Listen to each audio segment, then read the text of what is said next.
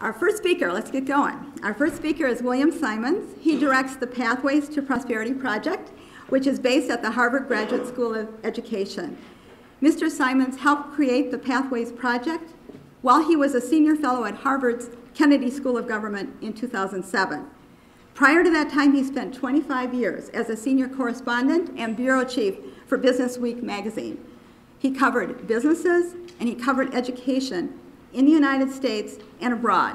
So he led bureaus in Boston and Denver, Pittsburgh, Toronto, and Rome.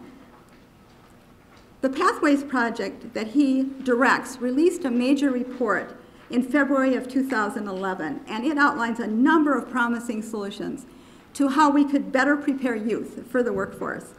And in about 2 years, Mr. Symonds has spoken on this report and his project in 35 states. He's following up with several of those states who are interested in moving forward. He's given presentations in 12 communities in Wisconsin.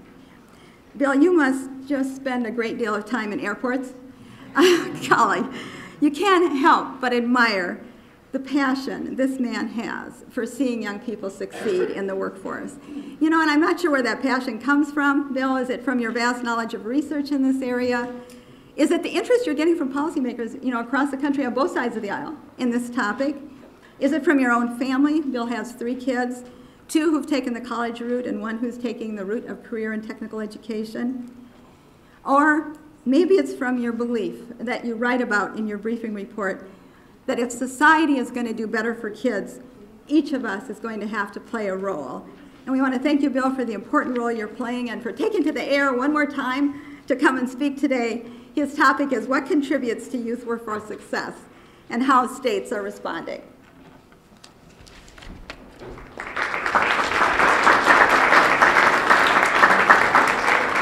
Well, good morning.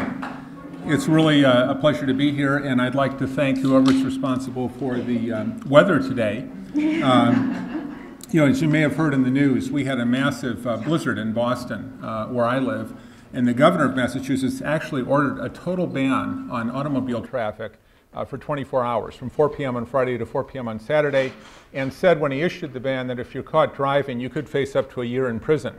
So normally the traffic in Boston is really bad. I've never seen streets so deserted. I mean, it was literally totally obeyed, and what that meant was that the plows were able to get out and clear the streets. That didn't happen in Long Island, and as a result of that, they had lots of cars that had to be abandoned, and of course, once you abandon a car, the plows can't get through. So this is the second time I've spoken at the Wisconsin Family Impact Seminars. It's really a pleasure to be back.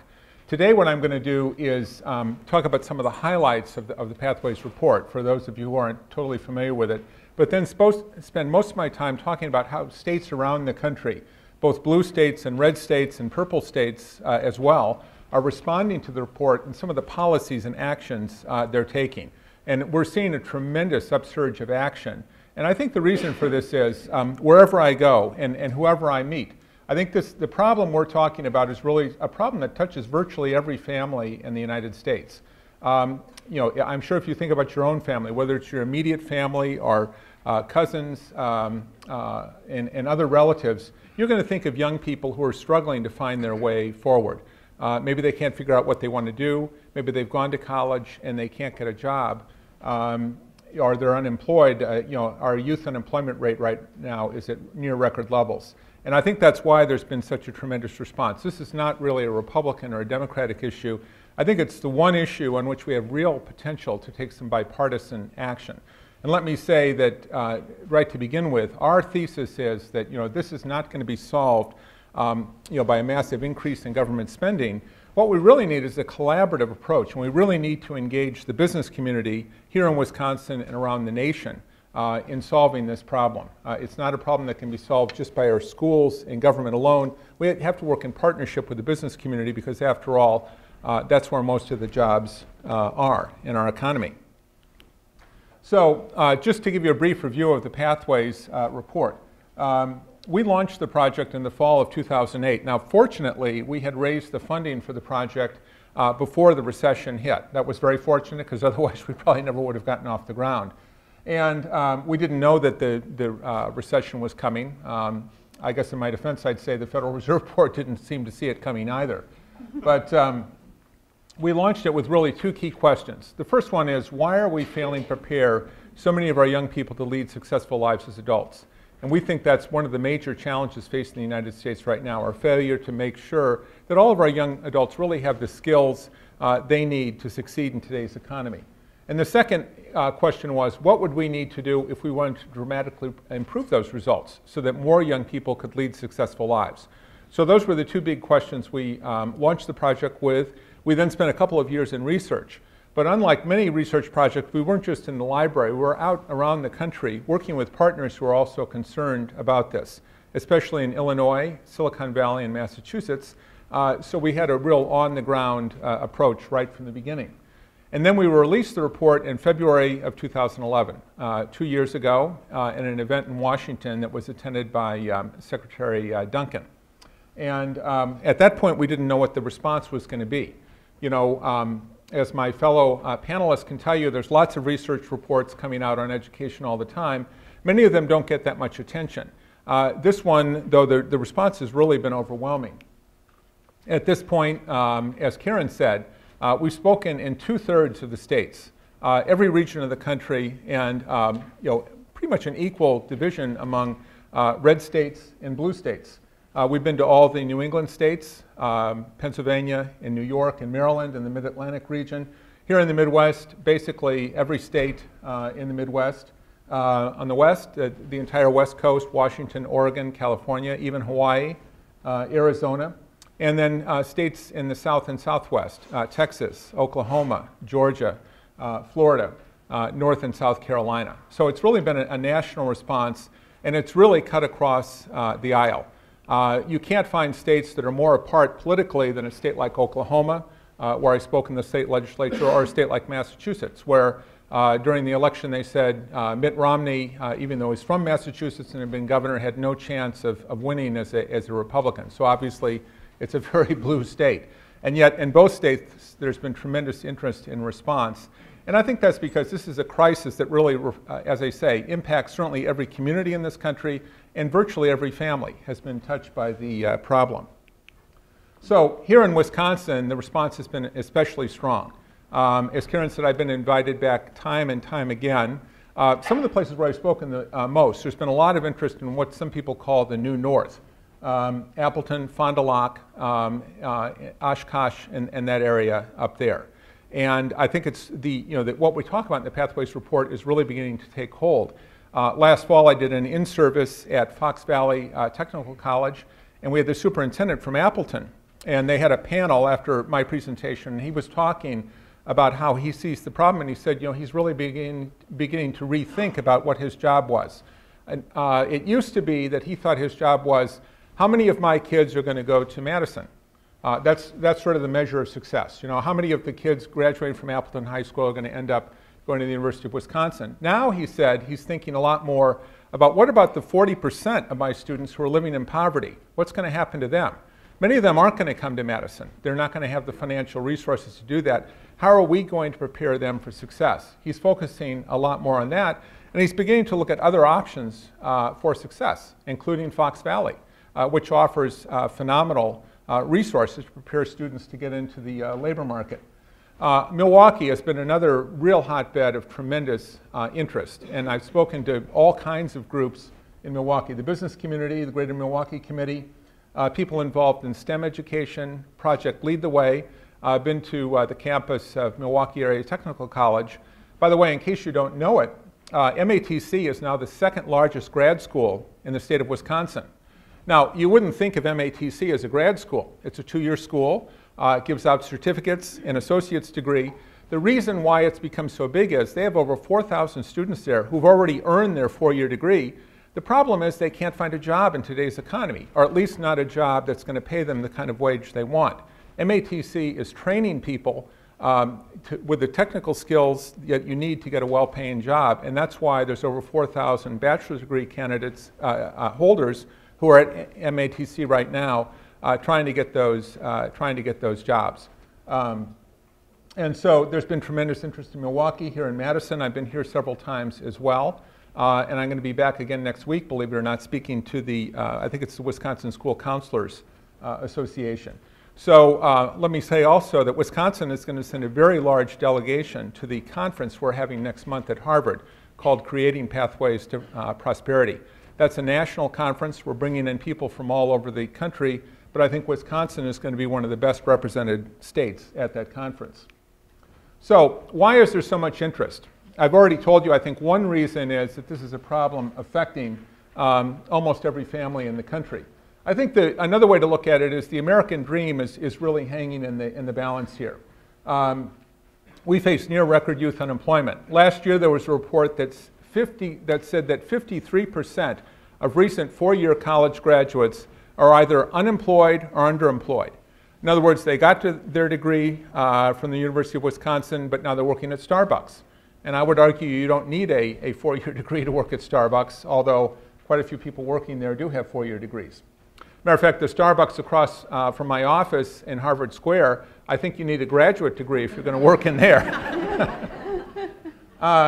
A second issue is what used to be called the one road to heaven approach. The idea there's only one way to make it in America, and that's to take a pre-college curriculum in high school, take your SAT or SAT, go to college, and get your four-year degree. I think the financing of that is really coming under tremendous tension, and we see that in the student debt crisis. Students now hold over $1 trillion of student debt, and as you know, unlike credit card debt, you cannot discharge that in bankruptcy court. You're stuck with it for life. So many of our young people are going out into the world saddled with a huge amount of debt, not knowing how they're going to pay for it. I think ultimately that's going to lead us to have to rethink this whole system and how we finance it, because I just don't think it's sustainable the way it's going now. A second issue is that the middle class is under growing pressure. Median incomes have been falling, and it's actually fallen back to the level of the where we were in the mid-1990s. So we've lost a lot of progress.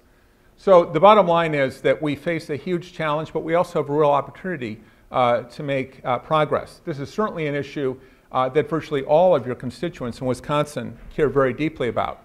For many of them, I think it's the issue they care most about.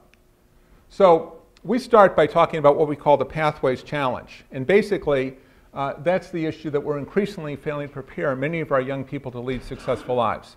In rough terms, we'd say that we're failing to prepare about half of our young people with the skills that they need to succeed today. Now, why has this developed? One reason is that for many years we were the world leader in education by virtually every measure, but we've lost that leadership. In the last generation, we're no longer number one in high school graduation. Matter of fact, we're not even in the top 10. We're not number one in college graduation, but we are number one by one dubious metric, which is producing college dropouts. We produce more college dropouts than any other country in the world. So that's one problem, the loss of our leadership in global education. A second issue is that our teens and young adults are increasingly shut out of the labor force. There's been a tremendous increase in youth unemployment. Teens aren't able to get jobs in the summer and get that experience. Young people go to college, they come out, they can't really get a job that's commensurate with the education they got. This is really a massive challenge. And you know, the question is, what impact is that going to have in the future? We would argue that the years between 16 and 24 are actually really important for human development. This is a great time to learn what it takes to succeed in the workforce, to develop not only the soft skills, but some of the hard skills. If you're sitting on the sidelines during that period of life, you may never catch up. You may never realize the potential you would have if you in fact had been employed during this period of time. And a third issue is a growing number of social problems that we face. We've seen a real decline in the family, and this is the Family Impact Seminars. Some of you might enjoy reading a book that Charles Murray wrote last year called Coming Apart, in which he details this in quite considerable detail of what's been happening in the United States. And one of the things he points out is that today more than half the children born to women under 30 are being born outside of marriage. The reality is that many of those babies are growing up in poverty. And obviously, if you're growing up in poverty, that limits the resources, that limits the opportunities for those young people. So why are they living in poverty? One reason is that those young people don't really have the skills they need to get a job that would allow them to support that child. So this is a really massive social phenomenon that's developed in recent years, and I think solving the pathways challenge is something that would help us deal with this. By the way, one of the things we advocate is a big increase in financial literacy. Talking to high school kids about what are the consequences if you decide to have a child out of wedlock, what's it going to be like when you're trying to raise that child. And as you know, for many of those young women, unfortunately, it's a huge struggle financially. So the danger we have when you add all this up is that we're going to end up with what I call a wasted generation. Millions of young adults who don't realize their full potential. And if that happens, it's going to have severe impact on the future growth of our economy. That's why we really have to address this problem. So one of the key points we talk about is what's the connection between education and the economy? How much education do you actually need to succeed? Now, the popular belief of many parents in Wisconsin is if you're going to make it, you need a 4-year degree. That's their goal for their children. The reality in the economy, though, is that only about 1/3 of the jobs that are being created right now actually require a 4-year degree or higher. Another 30% require a 2-year degree, or at least some college, the kind of education you're going to get at the technical college system, for example, and 36% require only a high school degree or less. The problem is those jobs increasingly are not that well paid and don't offer much in the way of benefits. So as educators and as reformers, we want to encourage all students to get a high school degree and also to go beyond high school to get at least some post-secondary education. Now, looking at the situation here in Wisconsin, by 2018, Wisconsin is expected to have 3.2 million jobs. 60% of those jobs are going to require some education beyond high school, but look at the breakdown. Only 27% are going to require a 4-year degree from the University of Wisconsin or UWM or schools like that, and 33% are going to require an associate's degree or some college. So in Wisconsin, the balance is tilted in favor of the 2-year institutions. That's actually more important to the Wisconsin economy than the 4-year colleges. And I think that the legislature, and you keep that in mind, that this is really a vitally important engine for the future of the Wisconsin economy. The technical college system, by the way, in my opinion, having gone to 35 states, is one of the real jewels in the United States. It's something that you created in Wisconsin. MATC is now over 100 years old, that you can really be proud of. Many states do not have a system that can match what you've done here. And in recognition of that, at the Pathways Conference, we've asked Brian Albrecht, president of Gateway Technical College, to speak about effective post-secondary models. Brian is a national leader in really creating an effective program, and he's known around the country for the leadership he provides in southeastern Wisconsin. So, summing all this up, we argue that we need to rethink how we define success for young adults. We need to move away from the idea that there's only one road to heaven and talk about multiple pathways to success. Community and technical college are really important, apprenticeships, the military and community service. The idea, we need to tell young people there's more than one way to succeed, and we need to start honoring those pathways. Now, if we're going to do that, there's several principles we need to talk about. One is multiple pathways. Give all students more than one way to succeed, not just one road to heaven. Secondly, we need to engage employers, and that's critically important. We cannot solve this problem without them. And thirdly, we call for a new social compact with young people. That just means let's focus our attention on solving this problem. Now, on multiple pathways, there's several things we need to do. We need to offer career education at world-class levels. Right now, we have some good programs. We need to increase the number of those good programs. We need to provide high-quality career counseling to all students so they have a better idea of what the options are and what they need to succeed in those. And that needs to be combined with financial literacy. And we need to greatly expand opportunities for work-based learning. We think that's vitally important. Not everything can be accomplished in the classroom. As far as employers, what we think they can do is, number one, they can get involved in talking to students about what opportunities there are in the job market. They can help solve the career guidance crisis. They can help design programs of study, and they can provide opportunities for work-based learning. So these are three very practical things that Wisconsin employers could do to help solve this crisis. Now, just very briefly, I want to say that as part of our research, we looked at what other countries are doing. And what we found is there's some countries that are world leaders, including Switzerland and Germany, that have really embraced this idea. In Switzerland, 2 out of 3 high school students are involved in an apprenticeship program in high school. They don't stay in school all day. they get out of school and they're working at a company or an industry, learning on the job about what it takes to succeed. And they offer kids more than 200 different apprenticeship opportunities. So they're really the good examples of what's called the dual system. And the impact of that is that Switzerland now has the lowest rate of youth unemployment in the world, about 5%, less than a third of what it is in the US, and that compares to like 50% in Greece. So looking at all of that, the OECD studied countries that are providing this, and they reached three key conclusions. If you take this multiple pathways approach, you're going to accomplish three things. First of all, you're going to achieve higher academic results. Kids are going to be more interested in what they're learning, and they're going to learn more. That's going to lead to higher attainment. They're more likely, if they're engaged in school, they're more likely to graduate. And thirdly, it's going to lead to lower youth unemployment. So there's very solid research based on years of experience, not just a pilot program, but years in which these programs have been in operation that demonstrate this is an approach that can really work.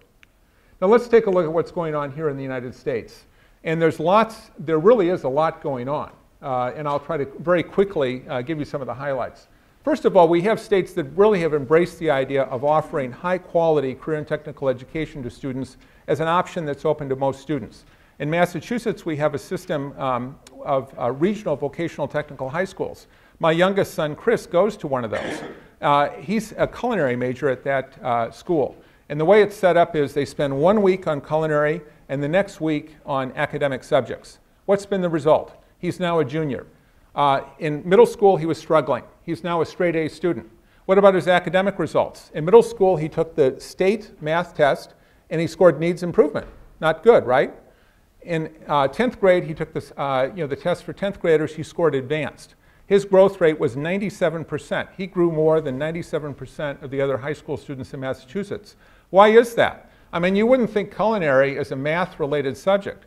The reason is he got into a school where he was actually excited about what he was doing that's related to the real world. It's not just academic, it's not divorced from reality, it's real world. He's excited about his future, and he really has a plan to move forward. Compare that to the average high school student, and I think you'll see a real contrast. Oklahoma, one of the reddest states in the country, has really embraced this as well. They have a system of technology centers that combine this education both for high school students and adults in the same building. And Tennessee has a great program called the Tennessee Technology Centers. Now, Illinois has taken a very ambitious approach. Based on the Pathways report, they've created what they call the Illinois Pathways Initiative. And what they're doing is bringing together business leaders along with educators to create what they call learning exchanges to improve career education. For example, in the area of manufacturing. They've got the Illinois Manufacturing Association working with educators to develop curriculum, but also opportunities for work-based learning and mentoring. The governor just kicked that off a year ago. In September, they announced the 5 learning exchanges they're going to launch in 5 different career areas, and it's in the process of being built out right now. The state of Washington is considering the Career Pathways Act, which would mandate more career counseling and more multiple pathways for students. The state of New York is taking a very interesting approach. They have something called the Regents Exams in New York. You may have heard of that. To graduate from high school with a Regents diploma, you need to pass 5 academic exams: English, math, science, American history, and something called global studies. Now, for the first time, they're considering expanding that so students could take a career assessment as part of this. Now, why are they doing that? The fact is, they're sending parents in New York a false message. You think if you get a Regents diploma, you're ready to go. You're college ready. The reality is, although 74% of students in New York get a Regents diploma, only 37% are actually ready to do college-level work. The rest would have to go into remedial courses. So it's not making them college ready, and it's obviously not even measuring career readiness. So New York is thinking about changing its system in response to this. And many states have had Pathways conferences to look at this problem and figure out how they can move forward. So in terms of our next steps, we're holding this conference next month, March 18th and 19th, at Harvard. I know some members of the Wisconsin legislature are coming to the conference, along with many educators and business leaders from around the state. What we're going to be doing is looking at the major challenges we have to confront if we want to do that. And again, we're not going to be talking just about the role of government. We're talking really, spending a lot of time talking about the role of business. We need a collaborative approach if we're going to solve this. That doesn't mean that we can solve it just from the State House. We have to work together with business leaders in Wisconsin and around the country if we're going to do it. And coming out of that, we're hoping to produce a report talking about the things we need to do and also issue a national call to action to move in this direction. So thank you very much for your attention, and I look forward to your questions as we move through the program.